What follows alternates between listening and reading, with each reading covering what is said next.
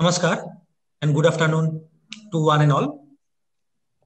I, on behalf of Srimanta Shankardeva University of Health Sciences, Assam, India, welcome you all to this university invited lecture series.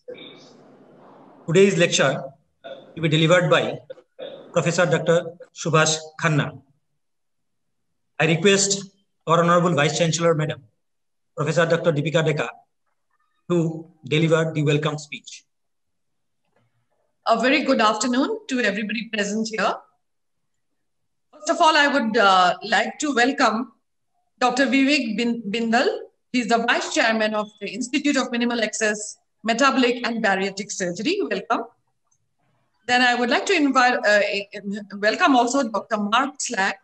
He's the CEO and co-founder of CMR Surgicals, Cambridge. Welcome to you. Of course, Dr. Subhash Khanna is a good friend. And of course, I can see Swagat Khanna and all those who have logged in. The time may be a little too early and people would soon be logging in. So I welcome everybody present here. The university has been trying to have organized lectures and other academic events so as to boost research and the latest in technology, evidence-based medicine, publication of papers, and to have a very stimulating academic atmosphere in the university and its affiliated institutions. So I'm very happy today that Professor Subhash Khanna has accepted to deliver this lecture on robotics. This is very, very new to this part of the state, of the country. And I'm proud that this is also the first one in the whole of the Northeast. So I congratulate Dr. Khanna on his achievement. And we are very happy to listen to his work and also about the basics of robotics. Thank you very much. Warm welcome to all of you again. Thank you, Madam. I request Dr. Vivek Bindal, sir, to introduce our speaker today. Good afternoon, everyone. Good afternoon, Dr. Slag, Dr. Khanna, Madam from SSUHS, Honorable Vice Chancellor, Ma'am, Dr. Sujit. It is indeed a pleasure to be with all of you this afternoon, and it is an honorable job to introduce Dr. Khanna as the speaker of this topic, this important topic. I bring greetings from Clinical Robotic Surgery Association, India, which is the first and the only Robotic Surgery Society of India, started last year, mid last year. And we actually started it because now robotic surgery has arrived in our country. And robotic surgery is something which used to be considered a surgery of the rich, elite, and West. Now, with people like Professor Khanna bringing it to peripheries like Northeast as well, it has become a very much part of our routine surgical practice. So it is a very, very important topic, and we have the best speaker with us. Professor Subhash Khanna needs no big introduction. He is one of the leading surgeons and leading academicians in the field of surgery in India, and a pioneer in almost all kinds of surgical procedures in Northeast. So he has been the first one to bring endoscopy, bariatric surgery, advanced laparoscopic surgery, and now robotic surgery to Northeast. He has been the president of Indian Association of Gastrointestinal Endoscopic Surgeons and is now a trustee of the same.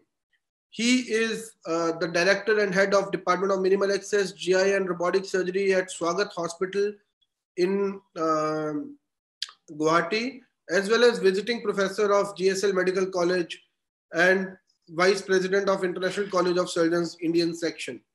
He is the sectional editor of Flexible Endoscopy in the Journal of Minimal Access Surgery and the chief editor of Recent Advances in Minimal Access Surgery.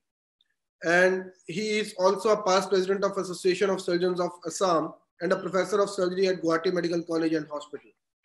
So you can see he is a very, very versatile man, from flexible endoscopy to laparoscopy to now robotic surgery. He has mastered all the arts. And along with that, he has been in touch with academics. He has been teaching a lot of young surgeons as well as practicing surgeons. And he has created a lot of impact by his articles, his books in the field of surgical education.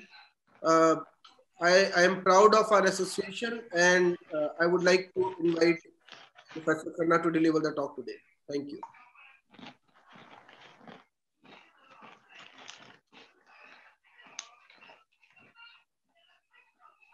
Unmute, Sujit. Please unmute.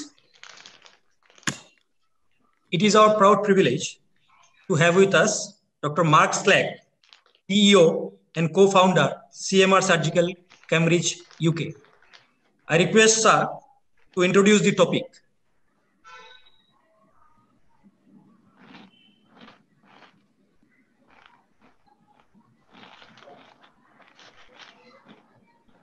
Hello, everybody.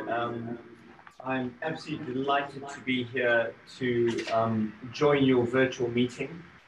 The only real complaint I've got is that I'm sitting here in England in the cold and I'm not with you in Assam, as I was earlier in the year. A great thank you to Professor Decker for your introduction. Really appreciated that. Wonderful to see Vivek Bindal, who I've met before, and very complimented to be on the same panel with. And then my good friend and colleague, Subash Khanna, who I've done such very good work with earlier this year. Welcome to all of you, and thank you for having me here.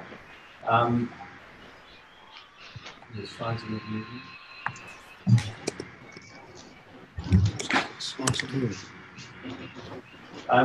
I'm not going to go through it. I previously was head of gynecology at Cambridge University, and I still remain on the staff at Cambridge. And, as they said, I'm the founder, director, and chief medical officer of CMR Surgical. And we actually come to a very interesting time in medicine, where the Lancet Commission on Global Surgery identified that people are dying from surgery in large numbers that we don't always know. 234 major surgical procedures annually, 7 million complications, and 1 million deaths. And what it's shown is that surgical conditions impede economic development in low-income and middle-income countries. It also causes enormous expense in the high-income countries as well. And something needs to be done about that. 1 million deaths is something we can't accept, and we have to take steps in surgery to reduce this. The Lancet Global Commission on Surgery also identified that the provision of good surgery falls in the same category as actually providing vaccines for children, bed nets to prevent malaria, etc., HIV medicines for the population. So it's time, I think we live in a revolution of surgery where we actually need to provide better care. So let's go back a bit. Is minimal access better than open?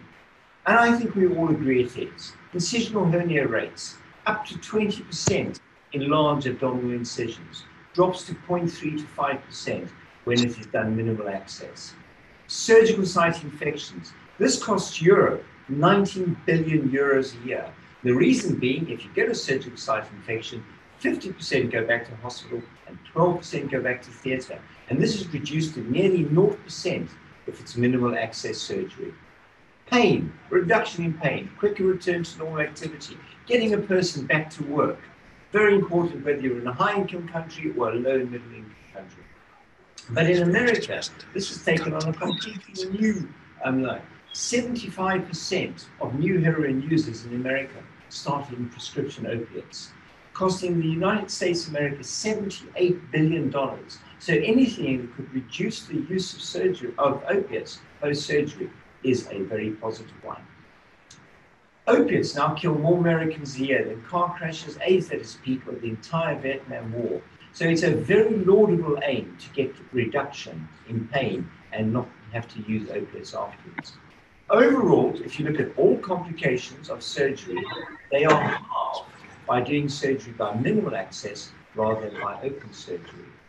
And if this is the case, why then are only 2/3 of appendices done with minimal access, 1/3 of colectomies, 13% of hysterectomies, and 1/3 of lung lobectomies?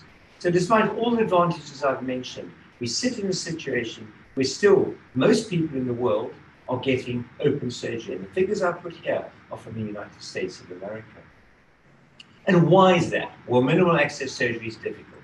Difficult to train, difficult to master, physically demanding for the surgeon as well, and becoming an expert saves time. And over the years, when I was teaching minimal access surgery at Cambridge University, I noticed that some techniques like suturing remain elusive for certain surgeons. So if minimal access uptake remains poor, will robotic surgery with its articulated wrists and its better views overcome these difficulties? Well, robotics was approved in 2000, and yet still only 17% of minimal access surgery is done by robots, and it should be far higher. So we asked the surgeons, why are you not doing robotic surgery? And they came back and they said that straight stick or normal minimal access surgery had advantages in terms of cost, size, haptics, port size, number of ports, time, etc., etc. And they told us that what they wanted was a flexible robot which was adaptable to many conditions and affordable. They wanted one for all surgical disciplines, equivalent cost, high usage, small, modular, and quick to set up. But that just didn't exist. So what did we do? We had to build our own robot. And there's a good picture of Versius. I'm sure Subhash will show us more pictures in time. It's a modular setup around the table. It's portable and transportable. We take it around the city from the laboratory to our headquarters to the hospitals. You can sit or stand, which is good for the surgeon. It has a unique wrist, which allows the forearm of the robot to rotate, giving you more grasp. You've got 5mm instruments with fully flexible tips, allowing you a range of movement you don't have with straight stick surgery. And the arms work with collaborative robotics, so your assistant can get to the bedside and do the steps that they need to do. Just having a robot is not enough. What we've also done around this, we've collaborated with the Ideal Collaboration in order to make sure that we get a good introduction, a mature introduction, and a safe introduction to the market. We've also looked at a post-market surveillance using a registry to make sure that we keep a track of every single patient. And I can tell you how many patients in India today have had robotic surgery by Versius. I can tell you the complications they've had, and I can tell you the outcomes, because we keep them all on a registry. So, for a successful clinical introduction, we want e-learning. We have a Versius trainer, so people can actually learn the techniques. They then come with us. We have a professional education team that gives 3 days technical training. We have a dry run in the hospital. And when the people start, we provide preceptors and proctors to help the surgeons and the teams through their first and initial cases. And of course, then we provide ongoing support, both clinically, academically, and engineering. And we need to remember, we want here to bring reality. And we need to remember the position between hype and reality. In the United States, healthcare is costing them an absolute fortune. This is an incredible article from a book by one of the Nobel laureates. And you can see in the red line on the left that health spending in the United States is approaching 20% of GDP. And yet, despite all that investment, your life expectancy at birth in the United States is now declining. So we don't want to get into that situation. We only want to be using healthcare interventions that improve outcomes. In addition to the robot, we've also got an app called My Versius, and that you can put your training sessions on, you can log your surgical procedures, you can review your videos, and that helps us get the statistics that give us insight into our progress as surgeons. We also have the registry, as I mentioned. This is web-based. It gives us post-market surveillance and monitoring. All patients have to obviously sign informed consent, and we conduct it according to the WHO standards for registries, a wonderful technique. And what this allows us to do is put results on what we call a scatter plot. This is a funnel plot specifically, and we can show where a surgeon sits compared with their colleagues, where a hospital sits, and that gives us international comparators, something I can tell you all you surgeons in India would do very, very well on because of your real technical skills. We can also look at individuals, we can plot the learning curves and see that they are doing their care on a continuous and good basis. So, in conclusion, I personally believe robotic surgery is here to stay. It has to be done well, it has to be done responsibly. Because we're actually experiencing a revolution of better care, and that's happening in surgery. Surgery is in the spotlight now. In the old days, we killed our patients one at a time. We now have databases. People know what our outcomes are. And what we want to do with you in India is actually show that robotic surgery is the tool that will improve outcomes for patients. Most of our robots in the world are in India. This is something I'm incredibly proud of. The thing I hate COVID for most is it prevents me coming to India, which is I'm normally there almost every other month. And I look forward, having listened this morning to some of the exciting things about COVID vaccines, to seeing you all in India very soon. And for those of you like Subhash and my other surgical colleagues, Vivek, to come and visit me here in the UK, so that we can continue this incredible collaboration between yourselves as surgeons and ourselves as a company. And we think the revolution of robotics is here, and we as a company want to be part of that next generation of care. So I really look forward to the rest of the morning. Thank you so much. Thank you so much, Dr. Mark Slack. Now, is our privilege get to listen to Dr. Subhash Khanna sir. Dr. Subhash Khanna is the Chief Medical Director and Head Department of Minimal Access, GI and Robotic Surgery, Swagat SuperSpeciality Surgical Institute, Guwahati. I request sir to deliver his valuable lecture on robotic surgery, starting a new super specialty for the people of Assam. Please, sir. Good afternoon, ladies and gentlemen. It's my honor and privilege to be invited to my own university, that too after 2 decades, to deliver this prestigious lecture, the university lecture. And my sincere thanks to our Vice Chancellor, Professor Deepika Deka, and also to the Deputy Registrar, Mr. Sujit Bardhan, and all those involved in organizing this program. I'm glad that to see the presentation and to see the vision of Mark Slack. And thank you very much for joining us today. And I'm grateful to you for spending so much time for us. And also thankful to Dr. Vivek Bindal, who is a leading robotic surgeon from Sir Gangaram Hospital, who is with us today. I welcome all the attendees who are joining this program today. I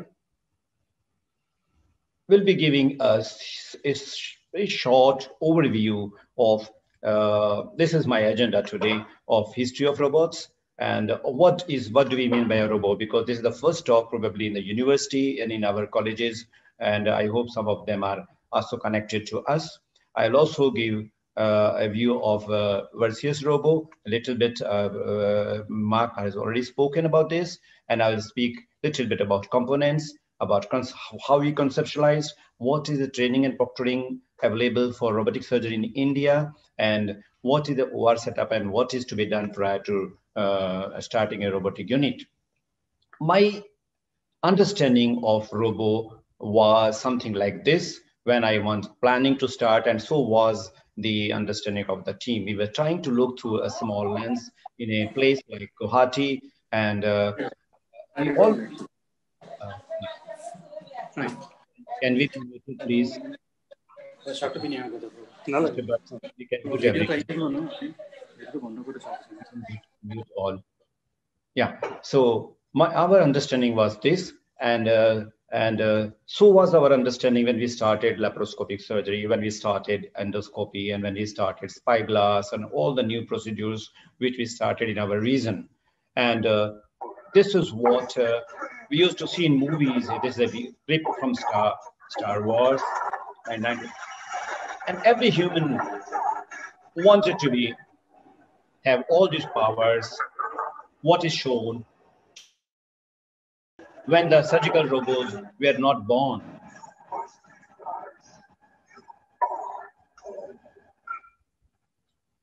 Right, and then let's look at the history. How did we have this concept of having the robots in our surgical practice?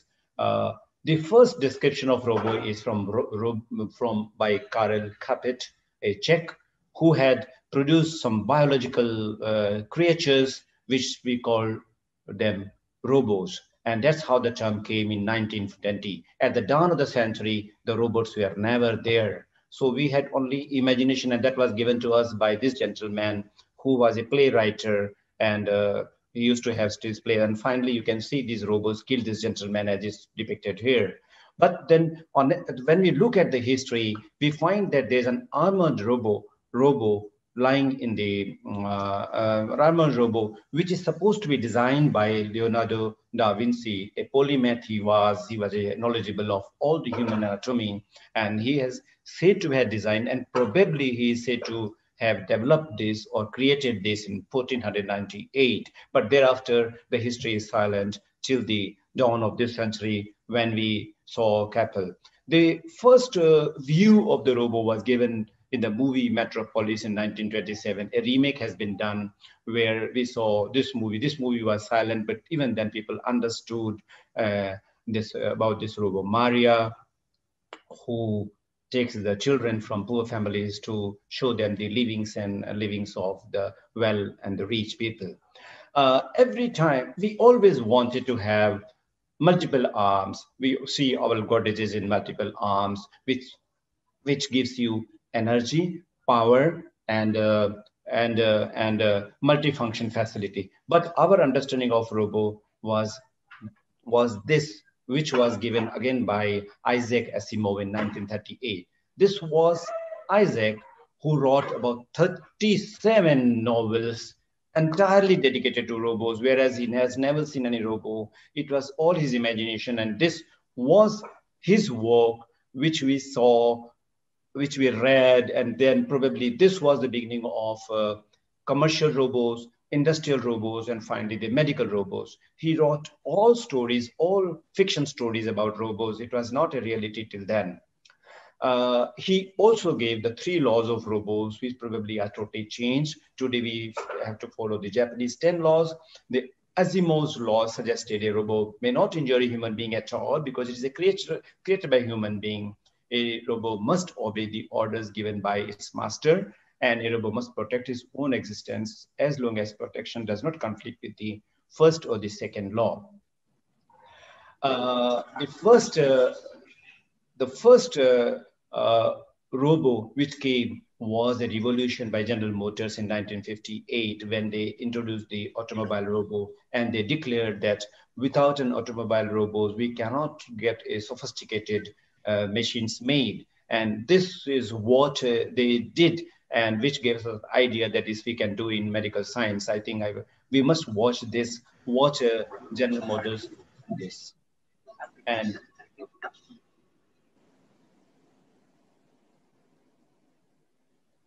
you can see the preciseness by which it can be done, which is not possible by human hands. And this is a view of the factory from Audi. And then they came the surgical robo in 1985, which was again taken from an automobile industry. A Unimate, which are being used for in automobiles, was taken for a stereotactic brain surgery with a precision of 0.5 millimeter. And with this, which was now made into a Unimation Puma, which was used for the brain surgery and also in orthopedic surgery, where we use an anthropod.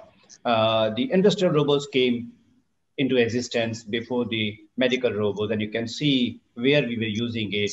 And then came various types of robots which could give you amusement, which could be used for this thing. You can see Barack Obama being welcomed by a robo in Japan when he arrived there.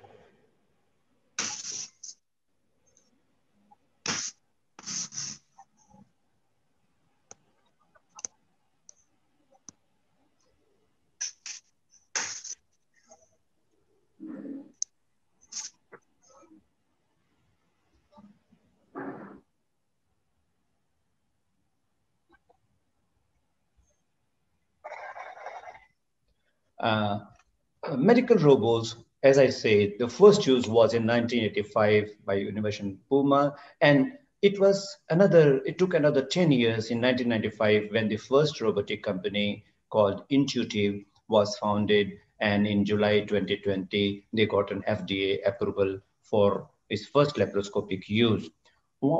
We have to understand the robots, and we also have to understand why should a robot do my surgery. When we say robot doing my surgery, what people understand is this: Dr. Khanna, are you going to operate, or is there a robot? Can I have a look at the robot? Can I talk to your robot? Does your robot have a brain? This is the understanding, what understanding we had about a couple of years back.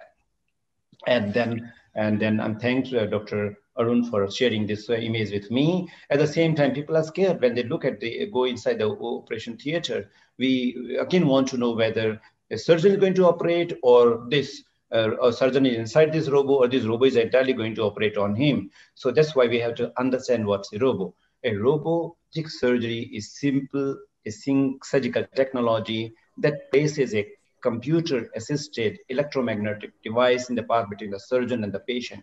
So there's a device which helps us improving our vision, improving our tissue manipulation, improving our tissue sensing, and it at the same time causes alters the contact and keeps me away from my patient, or the patient away from the surgeon and the surgical team, so that that was one of the reasons why we could do more of robotic cases during the corona pandemic when we wanted again.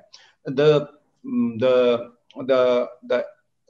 concept of robots being too expensive, too big, too dangerous was changed when the new robots came in the picture, and that's why we prefer to go for the new type of robot called Vercius. Why it came? This was what we are doing. You can see Bill Roth doing a gastrectomy. From there, we moved to Philip Morris era in about 30 years back, when he did a laparoscopy in 1987, and which we picked up. And then what were the problems in laparoscopic surgery? The problems were the laparoscopy has certain limitation. We were operating on the screen. Today also I'm operating on the screen with robots, but today I've got a depth, I've got a 3D dimension. So the vision was not perfect. I was not able to do complex procedure. I'll share what complex procedure I can do comfortably in small video clippings. Then I had limited instrument movement because the instrument movement was not that great. And then I had to depend on assistant for vision. The assistant used to hold the camera. So if he's shaking, the view will shake.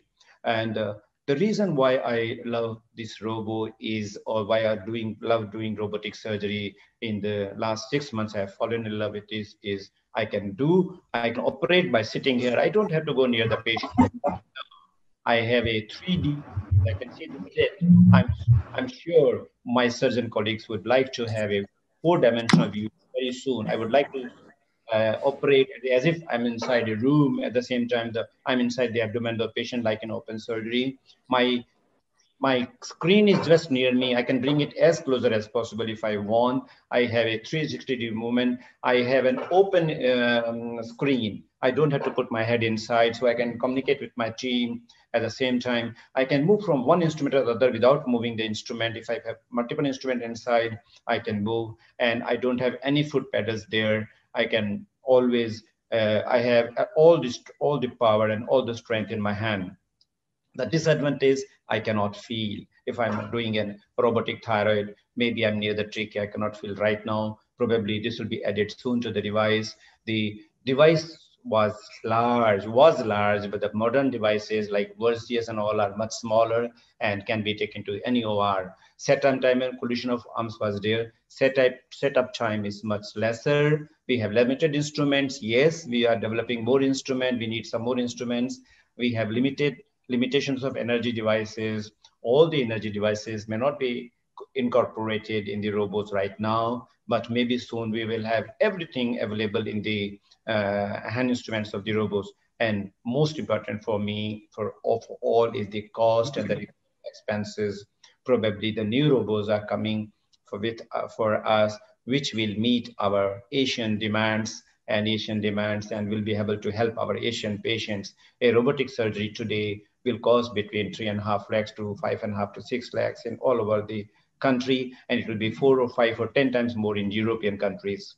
The OT setup, apart from the standard operation theater, whatever is there, the tables, the lights, the modular OTs, we will need, for our setup, we need the bedside units. One of them is a camera unit, and the others are all instrument units. And we need a surgical console, which is slightly different from the console that we are using earlier. So the patient, the bedside unit now set, all the bedside units have different colors. So when you are talking about right and left, is better you tell about a blue bedside unit or a purple or a pink. That will be easier for the assistant to manipulate. Only one assistant is enough sometimes just to help manipulating the instrument if at all needed. Mostly they are not, but the most important person is a surgical assistant, which is near the patient and who has a great role to play. And the surgeon most of the time is either sitting or he can also be standing. The earlier robo which we were using, which were being used, I won't say earlier, this is the most commonly available robo all over the country in most of the centers in the world at present, because CMR is just introduced last year. So the Darwin was too bulky for smaller operation theaters. We had to put our head inside this machine constantly till your operation is over, and you have to have a binocular vision. But this is an open system what we are using, where you don't have to put your head inside like this. So at the same time, I can take my monitor up and down or the system up and down, and I can, if I want, I can operate standing. So this is great advantage. I have an advantage to have a trainer inside my robo, where anytime if I wish, I can go for a virtual training, which is not there in their systems. I have a recording facility here. The moment any procedure starts, all the procedures are recorded and shared with the headquarters or with the research team. The machine, the bedside units are very small. They can be trolleyed into the operation theater. And again, once the operation is over, they can be always taken back to the store, unlike the bigger machine we were using earlier.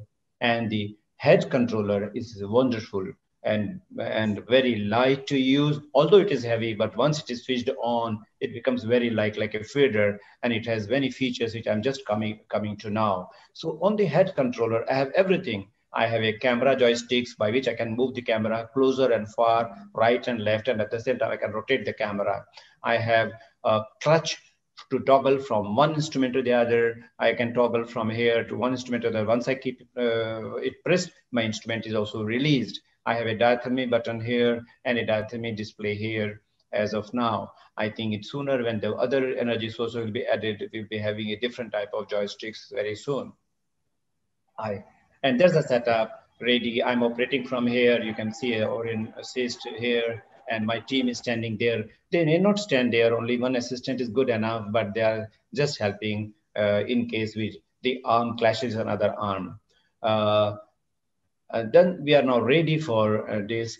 All the ports are made. The surgeon goes and sits, and he takes a 3D view. You won't be able to see it properly because it's a 3D vision. And now he operates from here. Yeah, so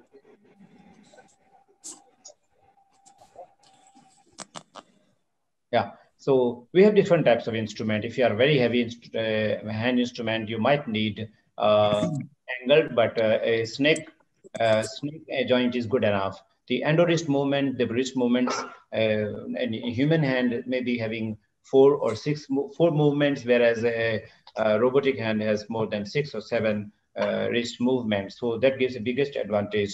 About the hand controller I have said. So this system is modular, very small footprints, doesn't take much space. There is no complicated system called docking, which used to be earlier. Learning curve is small. Expense, I'm coming to that. It is much comparatively cost effective, and it can give to all. So just have a quick look at the hand controller and what is there.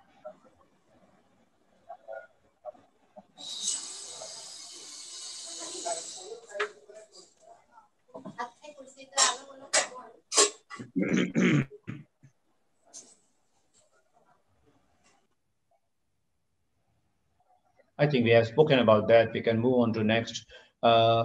When we say a new specialty or start, it appears as if we have done overnight. It is never so.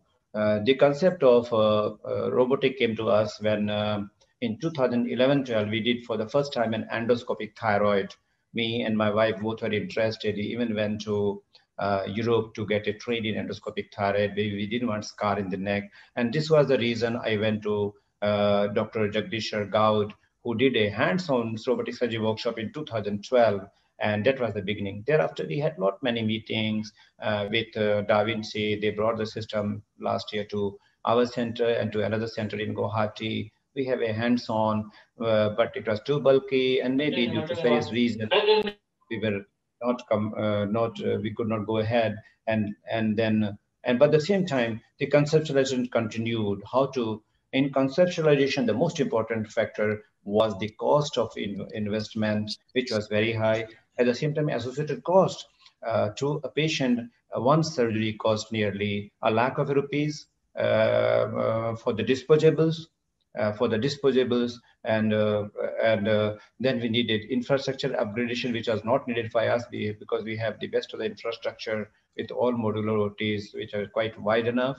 And at the same time, staff training became a very, very important part. I think this is one aspect which must be remembered by all of us and each one of us, that only a surgeon getting training is not enough. So in the learning curve, surgeon, assistant, anesthetist, OT staff, and an assistant surgeon probably the most important. We also looked into the bioethical aspects of doing a surgery, and we have also started working on research, and thankful to CMR Versius for allowing us to do research plus work on first 50 cases of hernia, complicated hernia.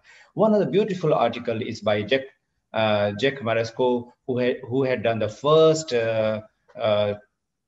surgery from USA for a patient in France, the best example of a remote surgery. And Richard Stava is known all for his innovations. I think all the students that are attending this program, they must read this article from skepticism to standard of care, we have been able to bring the robotic surgery. The transformation, now how did we begin? The first thing was an online curriculum from the hospital. Almost all the team was selected. This team has to undergo 13 online modules. Their email were created, they were sent. So after passing the module 1, whether it is me or my nursing staff, then only they could go to module 2. And then after this, the second step was the trainer in VT. We had to go to Pune and also go to the Goa to versus training. Then the teaching program did last in Sharjah for Dubai, where cadaver were brought from the States, and it lasted for 7 days, not 3 days. And then we had a dry run in the hospital and cases. The e-learning, these were the modules. So one by one, we had a module on hand controllers, the overview, all this there were several questions in that. And then we had modules on the accessories, modules on the energy sources, modules on the surgeon console, what we call it. This is followed by surgical simulation. I think these are the steps if you really someone wants to start a robotic surgery. In simulation, you have to develop the cognitive and psychomotor skills. There are 25 skills to be developed, and that can be developed in 15 practical lessons, or tasks. Now, we were trained by young biomedical engineers, Chitra and Kruti, and they were always there to help both of us and the whole team. Because I have images of mine only with me, that's why I'm sharing these only. And we were of course taught like college students, and it's always lovely to unlearn and learn new things. And you can see the peg transfer, the cutting across a line, suturing, and notching. All these were practice, practice, and practice. And today also, this is in fact my center where we are practicing again. You can see I'm cutting along a line in a paper. So technical training now needed a live simulation where lead surgeon, bedside assistant, scrub nurse, and circulator all need to be trained. And this was planned in Dubai. We were in clinical and surgical training center in University of Sharjah, all 9 of us, the 4 scrub nurses, myself, head and neck surgeon, gynecologist, assistant surgeon, and a urologist, Dr. Sushil Kharbanda, was with us from Delhi. And this was what was the center and what we. Okay, I'm not able to show the center because the video is not running, and we anyway.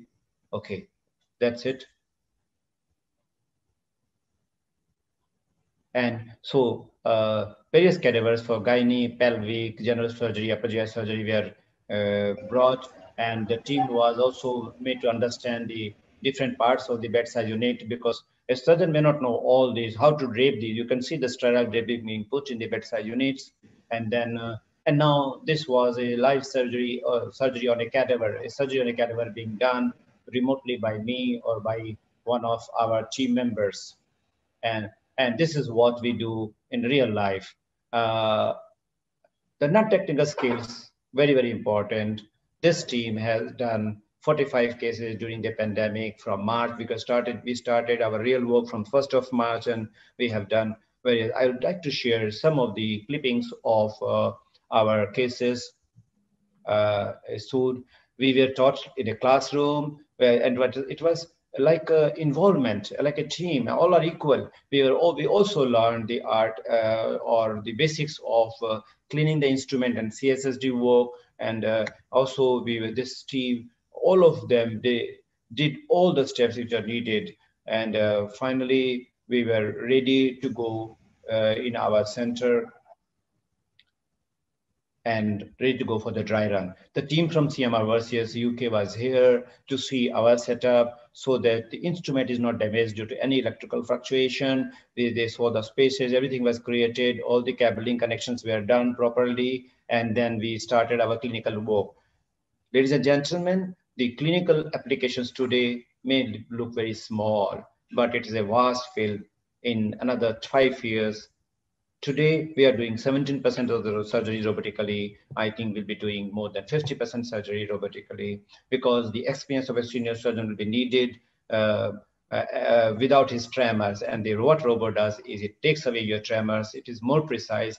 It takes away all your crude movements into the fine movements. We'll be doing GI surgery, general surgery, hernias, bariatric surgery, thoracic surgery, urology. 70% of the robotic work is today being done in urology only. I don't think a surgeon can think of doing a prostate without a robo. 80% of the prostates are being robotically now. Gynae, a wonderful, I will share some of the clippings of some of the emergency gynecological surgery done by me and my team. Head and neck, yes, I will share one image if possible. And finally, the vascular surgery. What do we do when we plan the surgery? We have to make a enclosure for our robot, where I'm thankful to CMR for giving me 2 robots, and the bedside units, we have 8, in fact. If one goes wrong, the other immediately comes in. If one surgeon console is not working, the other comes in. So we take this inside. Before the patient comes, all the bedside units are prepared, they are positioned into place, and they are covered, they are draped with sterile drapes. No robo bedside unit will take any unsterile drape. And this is the bedside unit. You can see it is sleeping. Now it is awakened by one of the CMR engineers, Mr. Siva. And then you can see it has various up and down movements. It has a different color here. It has warning signals here. It's a red button where anytime there's any emergency, it can be stopped and it can be break to the floor. And once we are done, now we create these ports the way we do laparoscopic ports. We take the instrument inside. After attaching, the whole team is ready. I don't have to do, the team does all these instrument attachments and alignments in the patient. And then once it is aligned, now the surgeon and the team can be away from the patient. Surgeon comes here and starts on his patient. You can see how my hand movements are being transferred to the arms of the This is the port position for pelvic surgery, two mid-clavicular ports, one umbilical port, but both of them are away from at least 8 to 10 centimeters from each other, so that there is no clashing of the uh, our first patient. I think she might be joining because I invited her to join, and she was kind enough and bold enough to say, Missy, I was bold enough to say that yes, I want to undergo the first operation, and that's the gene required by a patient, although she was given a complimentary stay. Let's look at some of the surgeries which are done. Yes, we are new. Maybe a learning curve is 20 cases, 30 cases, 40 cases. There is no defined learning curve, but this is a very difficult gallbladder which was done robotically. You can see how my wrist of the instrument is moving. How can I rotate my instrument inside, which is not possible in a rigid instrument, and how can I cut? And there was a large vessel here near the gallbladder. There was a small, difficult gallbladder where total cholecystectomy was not possible. We tied it here and we took out the calculus from here. And so this was a difficult gallbladder. We also tried appendix. Also, it looks absurd to do appendix robotically. Same thing was when we wanted to do the first robo laparoscopically. So it's criticized, but yes, I agree. Probably I won't need a robo for my appendix, but maybe in very difficult cases where appendix location is somewhere near the diaphragm, a dermoid cyst. You can see how the angle movements I can do it. I'm a little new even today, but maybe another couple of months time we'll be doing the much more difficult surgery than this.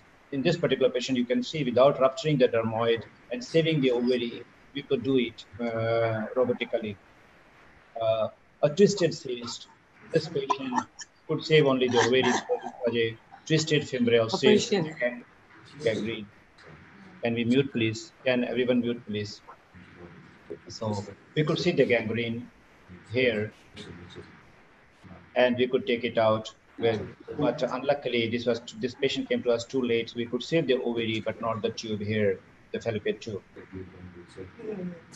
And yet another gangrenous ovarian cyst. This was almost 4.5 liters in size, heavy, or 4.5 kgs. Again, a gangrenous, but our aim was to save the ovary on that side. So we took out the gangrenous cyst robotically. You can see the fine movements of the seizures.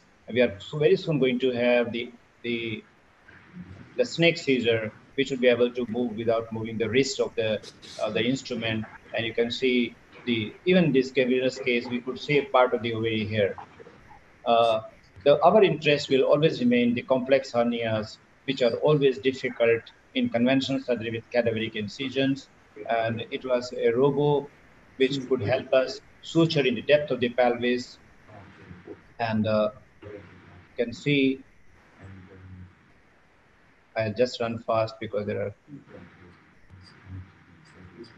and we could place the mesh there, and we could suture the peritoneum back. And this was done quite comfortably with the help of a robotic needle holder. You can see both my left and right hands are working, so it's become very, very important. And robo helps you make you ambidextrous.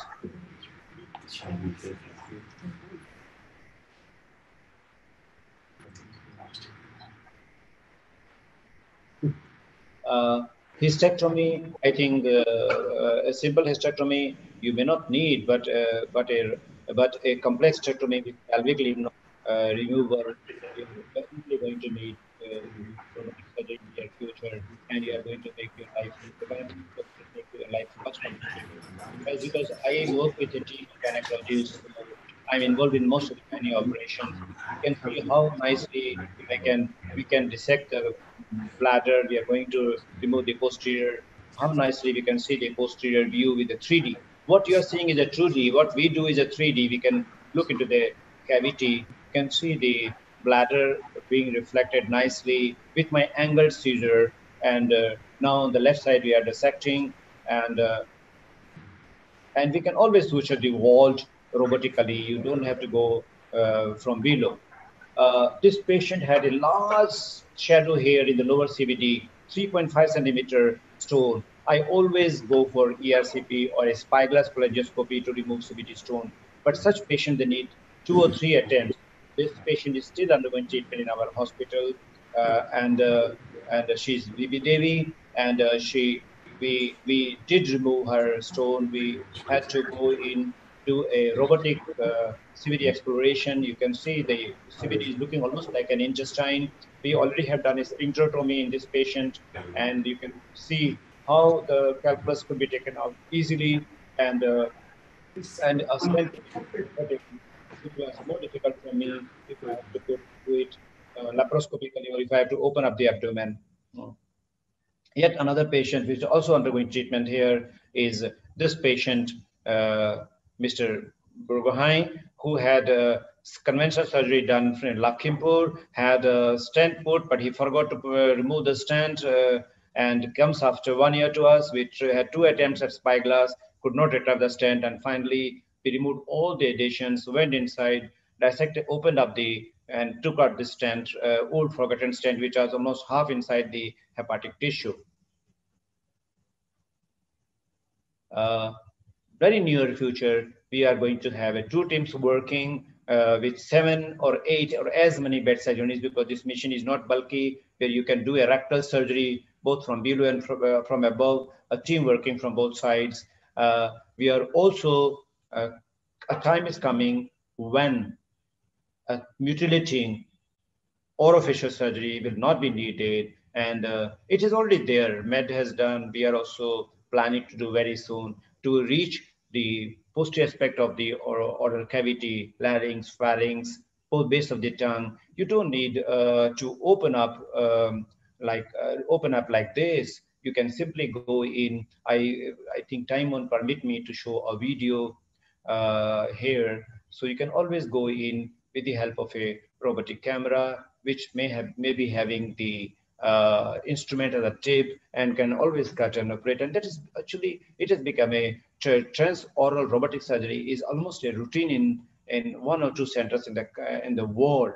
And this is auric molar system is coming up, which help you manage or take your endoscope, flexible endoscope, without you yourself pushing. It will help you from outside in doing a robotic endoscopy. And some more newer gadgets are coming up, where this is a gadget with the help of which you can do a single hole surgery. Or even the camera is maneuverable. You can maneuver the camera, you can maneuver the needle holders, the seizures. So almost all the instruments or accessories which are needed for dissection and vision are in one port only. So this is one which is probably very soon it will be coming up.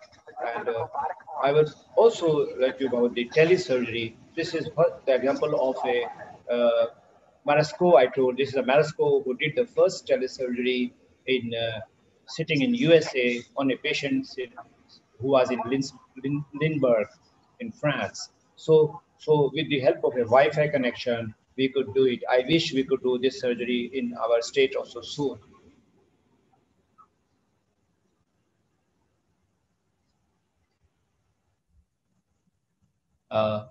The new 10 principles of robotic law are given by Kiko from Japan, and this is a part of the thesis done by Chris Field for the University of Technology in Sydney. So robot must serve mankind. It must never, it must do no harm to the human being. The manufacturer shall be responsible for their creations, whatever robot they have created. If they are harmful to the people, they have to be responsible for that.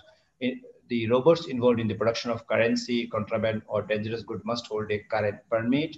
A robot must identify, must not be altered, concealed, or allowed to be misconstrued. robots should remain identifiable at all times. They must have a number of their own.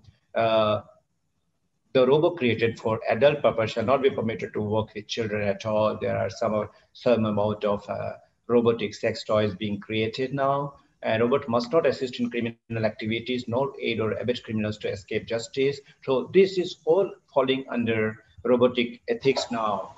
I'll tell you how the new robots are going to be made, and we all know about Robo Sophia. And this is not fiction. This is going to be real very soon. It may not be available in our state or in our country, but soon it will come. The first Robo Sophia, which was made by Hong Kong, has already been bought by by the Middle East country, Saudi Arabia.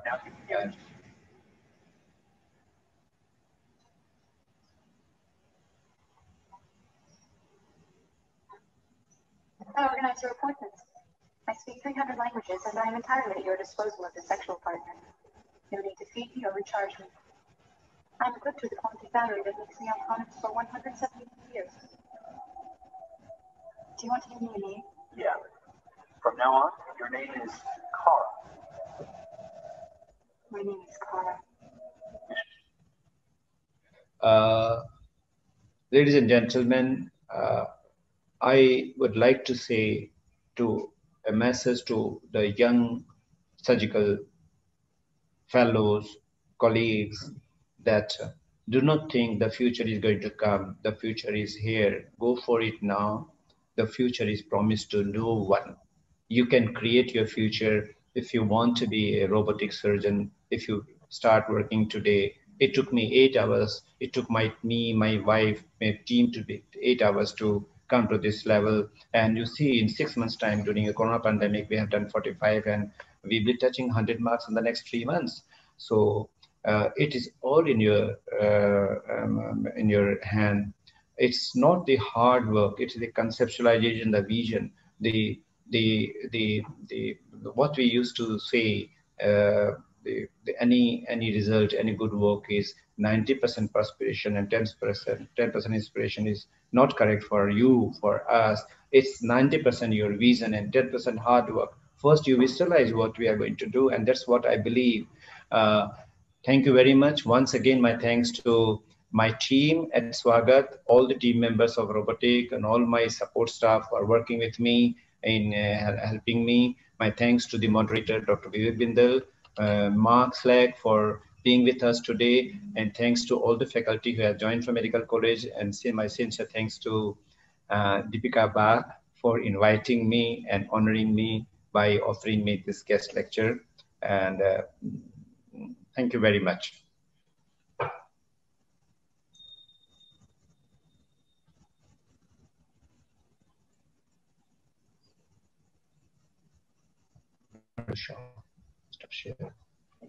Thank you very much, Professor Dr. Subhas Khanna, for such an interesting and informative lecture. Now I request all our participants to put forward any queries or questions.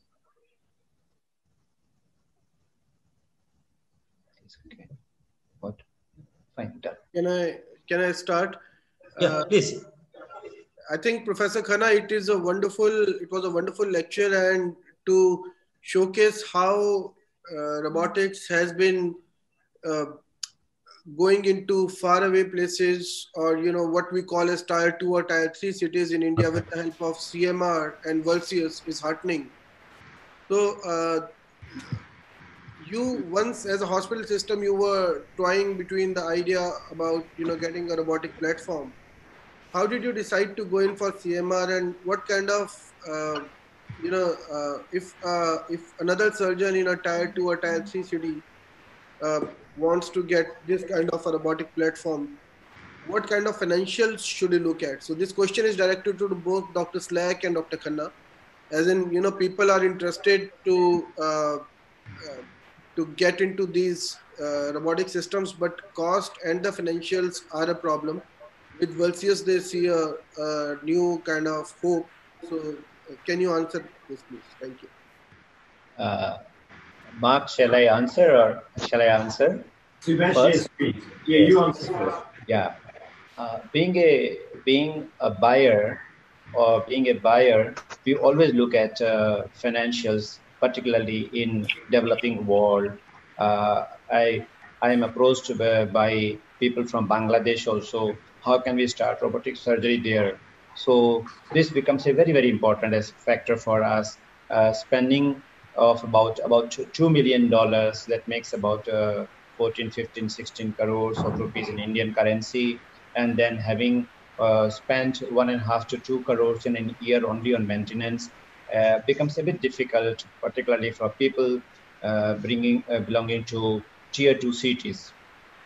Our people need this surgery because we are going to need. So the aim of CMR and Mark Slack is how can we expand the scope of this surgery. Today, if you are doing a robotic surgery, Vivek Bindal, you must agree with me. Tomorrow, you would like to do all your hernias with robo. You will not select only one hernia where the patient can spend money for robotic surgery, and the others you will do it by conventional surgery. We don't do conventional open surgery nowadays, hardly 1 in 1,000 or 1 in 100. So once you are used to it, you have seen the benefits of it, you want to give it to all. So the main aim or purpose of a tier 2 city is to bring down the cost, and that can only be helped by increasing your workload, increasing the number of cases. And that was the first aim with which we went ahead and with which Mark Slack and the company CMR from Cambridge is working. Second, yes, I think normally we are not supposed to be disclosing the financial conditions, financial conditions. The financial terms and conditions which we try to negotiate with the others, they're quite difficult for us to work on, because if you spend 20 crores in a project or 18 crores, you need about 18 lakhs of interest, and recurring costs are there.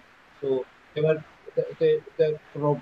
the CMR Robotics is a company very close to you. We are like a family. We are working as a family.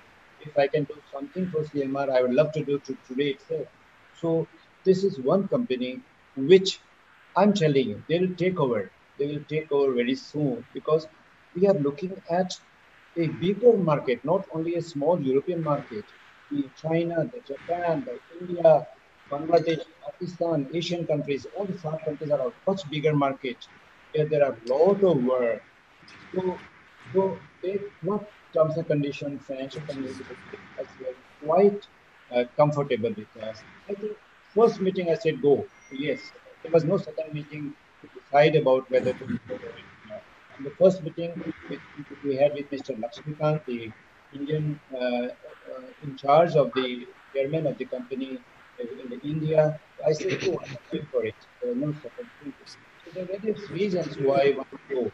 I understand the Da Vinci has been there for 2 decades. They have some instrument which probably right now Versailles may not be having, but there are many advantages of Versailles. Versailles, you don't need to change your operation theater. If it is smaller also, then it's fine. You don't need to look into your pocket. You have less money, fine. So we are developing. And at the same time, I think I have shown most of the surgeries. I didn't get time to show the hepatitis, the normal cholecystectomies, the other difficult surgeries what we have done, because I wanted to finish in exactly 40 minutes. So I was sticking to my time. I think with this instrument, we'll be showing a lot of oncological surgeries. Colon is one area, rectum is one area, fundoplication, upper GI, everything is possible. That is why our realization after working with this machine. Yeah, can I add to that, Sebastian? I thank you. I mean, a wonderful talk as well, by the way. I could definitely be writing your slides. But I think as a company, we want to reassure you that we are absolutely committed to value-based. Everything we do, we want to know that it is good for patients, and ultimately leads to a reduction of cost.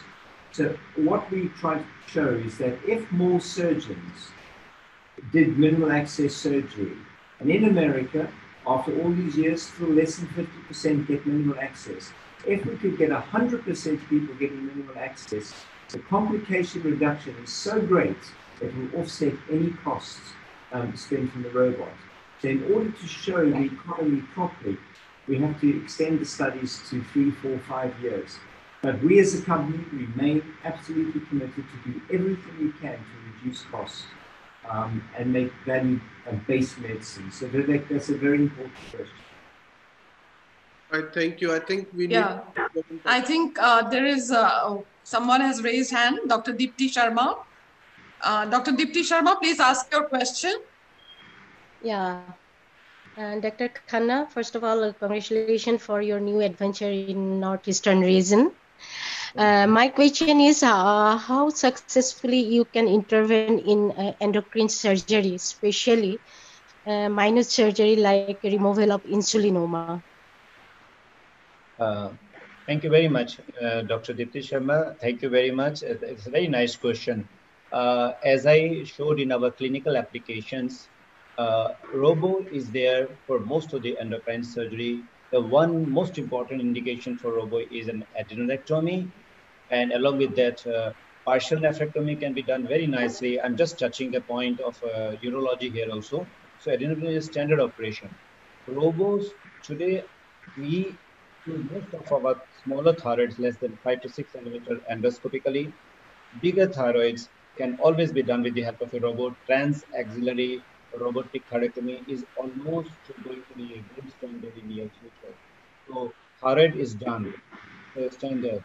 And insulinomas are most of the time done with laparoscopy. Nowadays, we don't cut open the abdomen for insulinomas. And it will be 4 times, 5 times, 10 times better to do with the help of a robo if I have to do an insulinoma, because as I said, my crude movements of my hand in laparoscopy will be taken over by the finest movement of a robotic algorithms. Your question is very valid and very, very well accepted, and I think that the endocrine surgery robot is the future. My point is that you have to confirm your surgical completion of your surgery by assessing your C-peptide level. So you have to take the sample after surgery, that you have to be confirmed that whether you have completely removed the tumor or not. Like in adrenal also, same thing. So do you have any facility of doing sampling also, venous sampling by robotics way? Yes, why? Yes, why not? Today, when we talk about on-table completion of any procedure, when we have technology, you have to have other technology also. When you are doing a parathyroid, you have to check the parathormone on the table. And nowadays, a rapid parathyroid test can be done. Similarly, why can't we take a sample from a venous sample while we are doing a insulinoma? How come? We can also do an endoscopic ultrasound on the table. We can also do, now many of the centers, many center is not ready. You can do an on-table MRI. The patient goes to the MRI room attached to it and comes back after completion of any brain surgery. These are all new technologies which are coming up in surgery, in endosurgery, in robotic surgery. Yes, I think it's Thank you very much. I understood, but I was specially asking that in your center, this facility is there not to confirm your confirmation of surgery, like in parathyroid, like in insulinoma and adrenal even. Yes, of course, yes. Thank you. Yeah, I was actually trying to answer the first question. I remember that when we started in AIMS robotic surgery, many years back, we had to put the head inside, the Da Vinci. So it was so claustrophobic. So I think this machine is much better. Thank you. We have a query in a Dropbox by Dr. Sanjay Sunar. What are the energy sources compatible with the system? And what is the cost of the system? Cost of the system, I will ask Mark to answer. And energy sources right now, we are using monopolar and bipolar.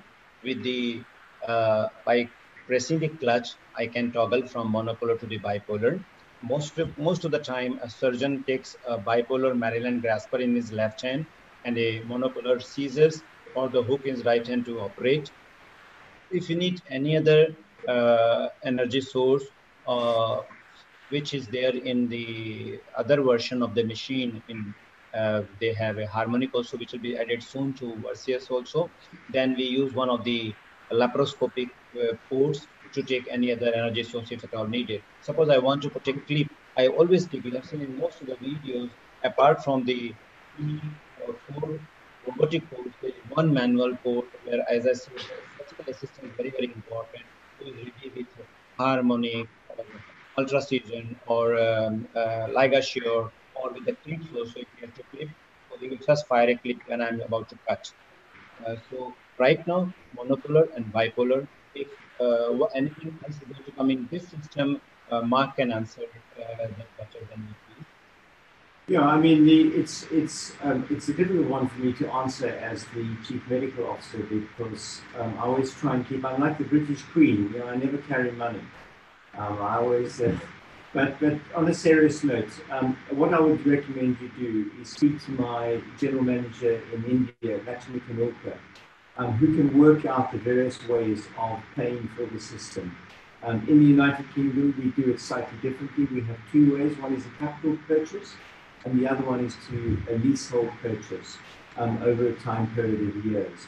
And we try to be creative so people have different ways of purchasing this.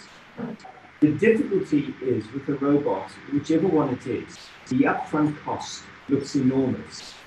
In order to make sense of that, you have to take that amount, divide it by 5 or 7 years, work out how many more cases you're doing minimal access, your reduction of complications.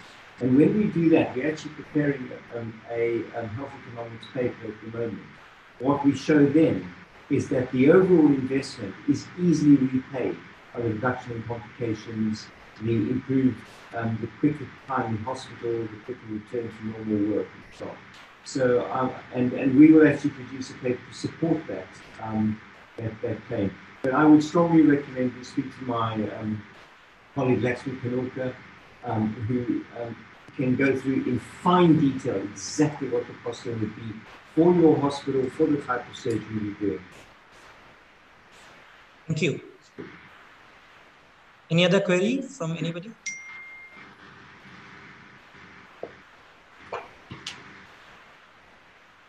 So I think we had a very interesting talk, and I must thank everybody present here, especially Dr. Subhash Khanna, Dr. Vivek Bindal, and Dr. Mark Slack. And I now request Dr. Sujit to give the official vote of thanks. Yes. I, first of all,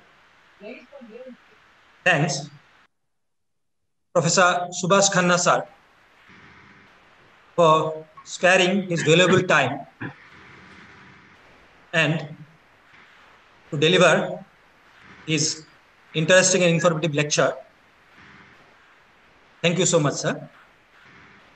I also thank Dr. Mark Slack, CEO and co-founder of CMR Surgicals, Cambridge, for joining us. Thank you so much, sir. I thank Dr. Vivek Bindal, Vice Chairman, Institute of Minimal Access Surgery, for joining with this university. Thank you so much, sir. I also thank Honorable Vice Chancellor Madam, Professor Dr. Deepika Dekka Madam, to inspire us to organize such kind of extended academic activities for the first time in the history of this university. Thank you so much, madam. I also thank all the participants who have participated and made our efforts successful. Thank you so much, everyone. Thank you. Thank you. Thank you for having me. It was a wonderful. Thank you, sir.